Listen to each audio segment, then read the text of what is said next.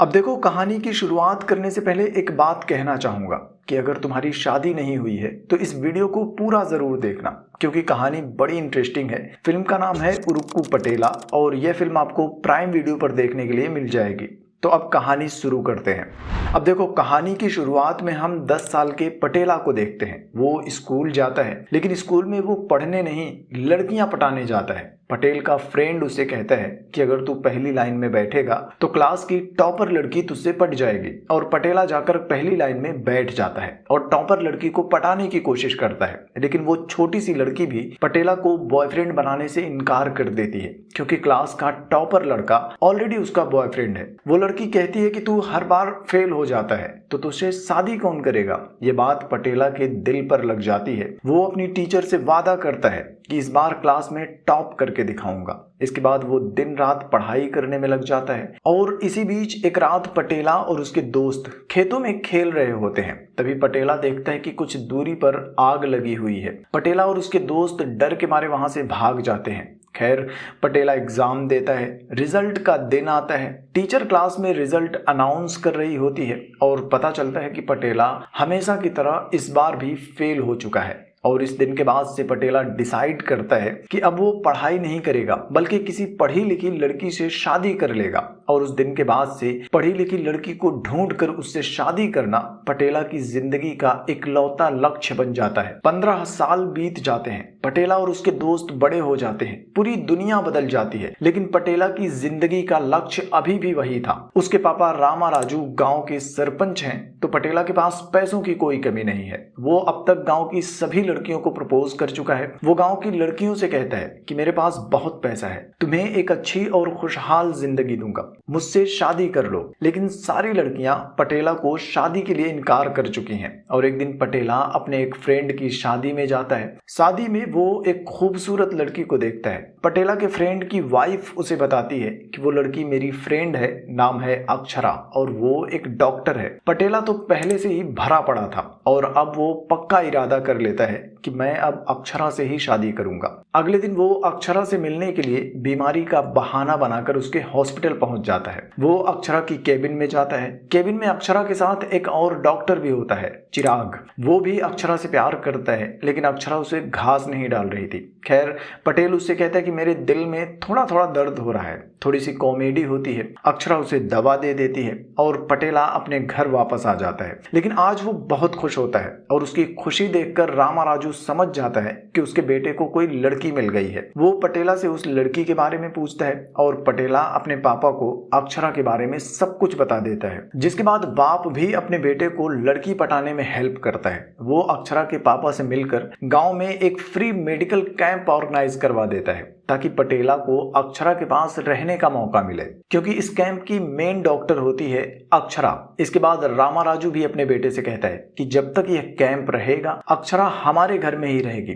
तो तुम उसे पटा लेना, जाने मत देना। चिराग भी कैंप में ही होता है और वो भी हाथ धोकर अक्षरा के पीछे पड़ा होता है। और इसी वजह से फिल्म में थोड़ी बहुत कॉमेडी भी होती है, लेकिन कॉमेडी वाले पार्ट को स्किप करके कहानी पर आगे बढ़ते हैं। एक तरफ गांव में मेडिकल कैंप चल रहा होता है। अक्षरा दिन भर कैंप में होती है और रात में पटेला के घर पर रुकती है। और एक दिन पंचायत ऑफिस में विरोधी पार्टी का लीडर और उसका बेटा आता है। रामा राजू ने उसके बेटे की एजेंसी को सील करवा दिया था। उसका बेटा रामा राजू की कॉलर पकड़ लेता है। तभी पटेला वहां आता है और वो विरोधी पार्टी के लीडर और उसके बेटे दोनों की जमकर धुलाई करता है। खैर, रामा राजू उसे रोकता है, लेकिन पटेला बहुत गुस्से में होता है, क्योंकि उसके बाप की कॉलर पर हाथ डाला गया था। लेकिन रामा राजू समझाकर उसे भेज देता है। शाम को रामा राजू घर आता है। पटेला अभी भी गुस्से में था। तब रामा राजू उसे समझाता है कि ऐसा होता रहता है, तू उस बात को भूल जा। लेकिन अब रामा राजू भी समझ जाता है कि मेरा बेटा मुझसे बहुत प्यार करता है और मेरी इंसल्ट बर्दाश्त नहीं कर सकता। ऊपर से अक्षरा भी उन दोनों को देख रही थी।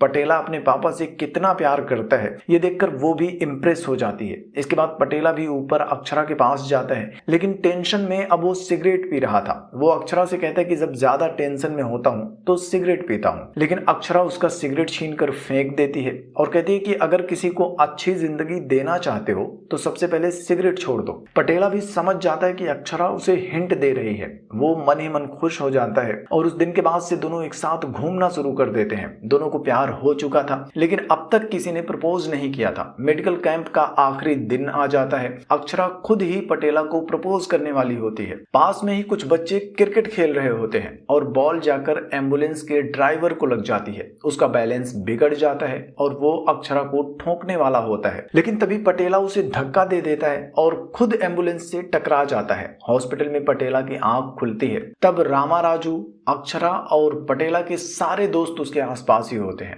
अक्षरा की भाभी श्रेया वहां आती है। वो भी डॉक्टर थी और वो पटेला को बताती है कि एक्सीडेंट में तुम्हारे दोनों पैर डैमेज हो चुके हैं। एक तो ठीक हो जाएगा, लेकिन दूसरे पैर से तुम कभी नहीं चल पाओगे। खैर, पटेला अपने घर आ जाता है। अक्षरा भी उसके साथ साथ उसके घर आती है और जब तक पटेला ठीक नहीं हो जाता, अक्षरा उसका पूरा ख्याल रखती है। वो टाइम टाइम से पटेला को दवाइयाँ, इंजेक्शन सब कुछ देती है। लेकिन इन सब के बाद भी पटेला के दिमाग में बस एक ही ख्याल आता है कि मैं ठीक ठाक था तो गांव की सारी लड़कियों ने मुझे रिजेक्ट कर दिया था और अब तो मैं लंगड़ा हो गया हूं, तो अब मुझसे शादी कौन करेगा। इधर हम देखते हैं कि अक्षरा की माँ भी पैरालाइज्ड है। अक्षरा के पापा हर जगह उसका इलाज करवा चुके हैं, लेकिन वो ठीक नहीं हो रही थी। अक्षरा का भाई कहता है कि हम और भी एक्सपीरियंस डॉक्टर से कंसल्ट करेंगे और माँ ठीक हो जाएंगी। तभी अक्षरा भी वहां आ जाती है और वो अपने पापा से कहती है कि मैं पटेला से शादी करना चाहती हूँ। समहाउ वो अपने पापा को कन्विंस भी कर लेती है और पूरी फैमिली मिलकर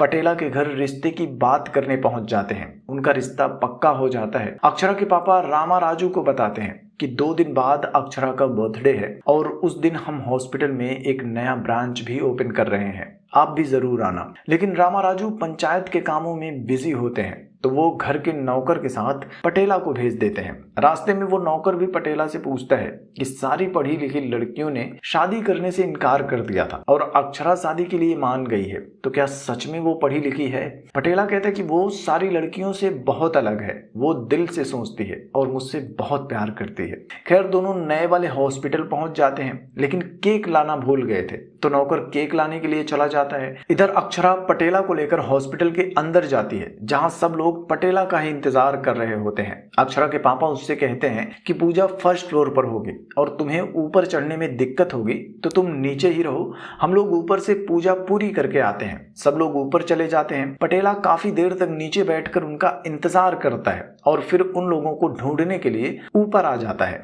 वो देखता है कि सब लोग एक कमरे में पूजा कर रहे हैं। व्हील चेयर पर एक अनजान आदमी भी होता है। वो आदमी बेहोश था। तभी तांत्रिक एक नुकीला चाकू निकालता है और उस अनजान आदमी को मार देता है। दरअसल वो पूजा नहीं, काला जादू कर रहे होते हैं ताकि अक्षरा की माँ, जो कि पैरालाइज्ड है, वो ठीक हो सके। इसके बाद तांत्रिक वो चाकू अक्षरा को देता है और कहता है कि दिन निकलने से पहले पटेला को भी इसी चाकू से मारना होगा, जिसके बाद तुम्हारी माँ ठीक हो जाएंगी। अक्षरा वो चाकू ले लेती है और यह सब देखकर पटेला की हालत खराब हो जाती है। वो लंगड़ाते हुए बाहर भागने की कोशिश करता है और एम्बुलेंस के अंदर आकर बैठ जाता है। थोड़ी देर बाद अक्षरा और उसकी पूरी फैमिली वाले एम्बुलेंस के पास आते हैं। पटेला उनके सामने नाटक करता है कि जैसे उसने कुछ देखा ही नहीं। अक्षरा भी पटेला को व्हील चेयर पर बैठा लेती है और उसे लेकर हॉस्पिटल के अंदर आ जाती है। वो पटेला को एक कमरे में बंद कर देती है और कहती है कि अभी पूजा के कुछ रिचुअल्स बाकी हैं, उन्हें पूरा करके मैं वापस आती हूँ। लेकिन अब पटेला समझ चुका था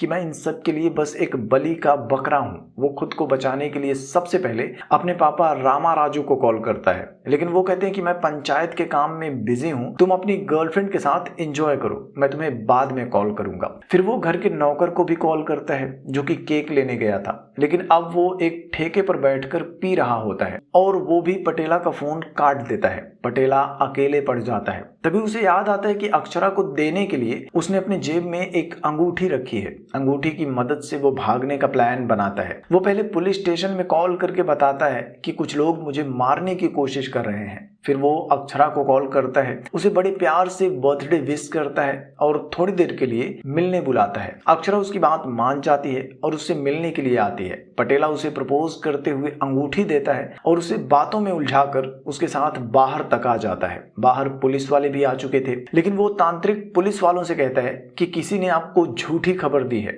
यहाँ हम हॉस्पिटल का उद्घाटन करने की तैयारी कर रहे हैं। इसके बाद पटेला देखता है कि पुलिस वाला खुद तांत्रिक के पैर छू रहा है है। पटेला समझ जाता है कि पुलिस वाले भी उसकी मदद नहीं करेंगे। वो भागकर हॉस्पिटल के अंदर ही छुप जाता है। लेकिन अब अक्षरा की पूरी फैमिली समझ चुकी थी कि पटेला जानता है कि हम उसे मारने वाले हैं और वो सब मिलकर पटेला को हॉस्पिटल में ही ढूंढना शुरू कर देते हैं। लेकिन पटेला के पापा सबसे कहते हैं कि उसे जिंदा पकड़ना है और उसके ऊपर एक खरोंच भी नहीं आनी चाहिए। सब लोग काफी देर तक उसे ढूंढते हैं। पटेला उनसे छिपने की कोशिश करता है और आखिरकार कॉरिडोर में एक आदमी पटेला को देख लेता है। वो तुरंत अक्षरा के भाई को भी कॉल करके बुलाता है और वो देखते हैं कि पटेला स्टोर रूम में स्प्रिट की शीशियां लेकर बैठा हुआ है। वो लोग पटेला को पकड़ने के लिए आगे बढ़ते हैं तो पटेला उनके सामने स्प्रिट की शीशियां फोड़ देता है और पूरे कॉरिडोर में आग लगा देता है और वहां से बचकर भाग जाता है। वो लंगड़ाते हुए जा रहा था, तभी पीछे से कोई उसके सर पर वार कर देता है।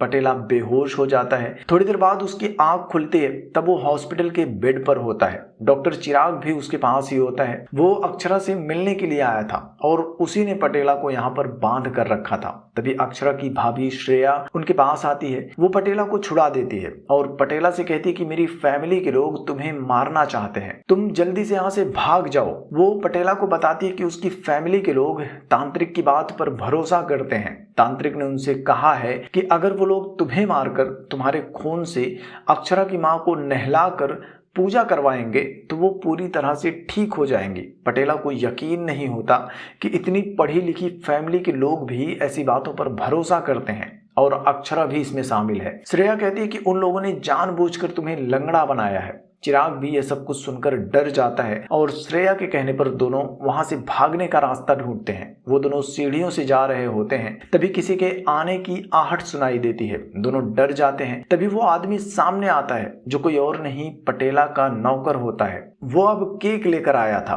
ताकि अक्षरा के लिए हैप्पी बर्थडे गा सके। खैर, इस टेंशन भरे माहौल में भी कॉमेडी होती है। लेकिन हम लोग कहानी पर आगे बढ़ते हैं क्योंकि कॉमेडी आप लोग फिल्म में देख सकते हो। पटेला और उसका नौकर अभी भी रास्ता ढूंढ रहे थे, तभी अक्षरा का बाप स्पीकर पर अनाउंस करता है कि हमने तुम्हारे बाप को बंदी बनाकर रखा है और अगर सूरज निकलने से पहले तुमने सरेंडर नहीं किया तो हम उसे जान से मार देंगे। अपने पिता की जान को खतरे में देख पटेला तुरंत सरेंडर करने के लिए मान जाता है। लेकिन तभी तांत्रिक के कुछ भक्त उसके सामने आते हैं और वो लोग पटेला को जान से मारने की कोशिश करते हैं। लेकिन अपने लंगड़े पैर से पटेला उनके साथ फाइट करता है। तभी एक चमत्कार होता है, पटेला का दूसरा पैर भी अचानक से ठीक हो जाता है। लेकिन ये ठीक कैसे हुआ अभी आगे बताता हूँ। खैर, पटेला उन सबको मारकर भगा देता है। फिर वो अपने पापा को बचाने के लिए जाता है। लेकिन तभी अक्षरा उसे पकड़ लेती है। पटेला उससे कहता है कि मुझे तुमसे शादी नहीं करनी, तुम बस मेरे पापा को छोड़ दो। लेकिन अक्षरा कहती कि मैं तुम्हें मारना नहीं चाहती, मैं तुम्हारी तरफ हूँ।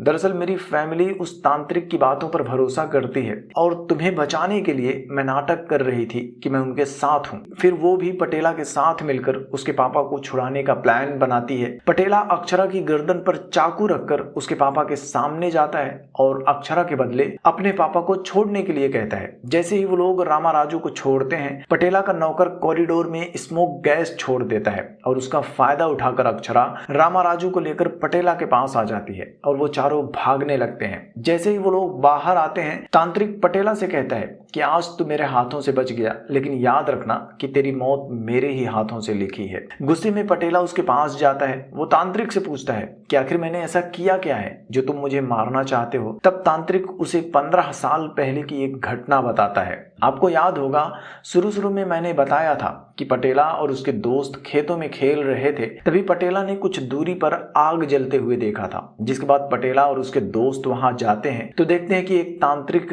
काला जादू करते हुए एक आदमी की बलि देने वाला है। पटेला और उसके दोस्त पूरे गांव वालों को इकट्ठा कर लेते हैं और गांव वाले उस तांत्रिक को पकड़ लेते हैं। लेकिन उसका चेला बचकर भाग जाता है और वो कोई और नहीं, यही तांत्रिक था। वो कहता है कि मेरे गुरु को पकड़वाने के बाद तुम्हारी फोटो अखबार में छपी थी और तब से मैं तुम्हें मारना चाहता था। फिर 15 साल बाद मैंने तुम्हें उस मेडिकल कैंप में देखा था, जिसके बाद तुम्हें मारने के लिए मैंने कई सारे प्लान बनाए। दरअसल तांत्रिक ने अक्षरा की फैमिली से कहा था कि उन्हें बस पटेला को चाकू से एक छोटा सा जख्म देना है जो कि जल्द ही ठीक हो जाएगा, लेकिन तांत्रिक ने उस चाकू के ऊपर जहर लगाया था ताकि पटेला की मौत हो जाए। खैर, अब तांत्रिक की सच्चाई सामने आ चुकी थी तो अक्षरा का भाई और उसके पापा दोनों मिलकर तांत्रिक को बहुत मारते हैं और आखिरकार अक्षरा और पटेला की शादी करवा दी जाती है। लेकिन सुहाग रात में ही अचानक से पटेला को कुछ याद आता है। फिर अगले दिन वो अक्षरा की भाभी से मिलने के लिए जाता है। वो श्रेया से पूछता है कि एक्सीडेंट के बाद हॉस्पिटल में आपने ही मेरी रिपोर्ट पढ़ी थी और आपने ही कहा था कि मेरा एक पैर कभी ठीक नहीं हो सकता, तो उस रात हॉस्पिटल में आपने ये क्यों कहा कि अक्षरा ने जानबूझकर मुझे लंगड़ा बनाया था। इसके अलावा जब तांत्रिक ने पूरी फैमिली से कहा था कि मुझे बस एक छोटा सा जख्म देना है, तो आपने ये क्यों कहा कि सब लोग मुझे मारना चाहते हैं। तब जाकर श्रेया भी सच्चाई को कबूल कर लेती है। दरअसल जिस तांत्रिक को पटेला ने पकड़वाया था वो श्रेया का बाप था और गांव वालों ने उस रात को ही तांत्रिक को फांसी पर लटका दिया था। खैर, पटेला श्रेया की सारी बातें रिकॉर्ड कर लेता है और उसे पुलिस के हवाले कर देता है। उसकी परेशानी खत्म हो चुकी थी। पढ़ी लिखी लड़की से शादी करने का उसके जीवन का लक्ष्य भी पूरा हो गया था और इसी के साथ ये फिल्म भी खत्म हो जाती है। तो भाई लोग कमेंट करके बताओ कि कहानी इंटरेस्टिंग है या नहीं। साथ ही वीडियो को लाइक कर दो, शेयर कर दो और चैनल को भी सब्सक्राइब कर लेना। Thank you.